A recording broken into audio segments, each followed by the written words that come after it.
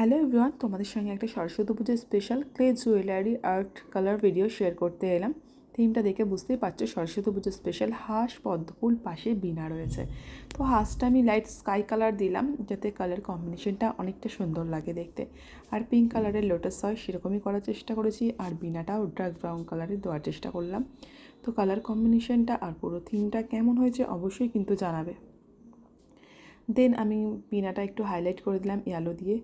আর পুরো কালার জিনিসটাই আমার কালার করাটা কমপ্লিট হয়েছে। কালার কম্বিনেশনটা কেমন হয়েছে সেটা কিন্তু অবশ্যই জানাবে।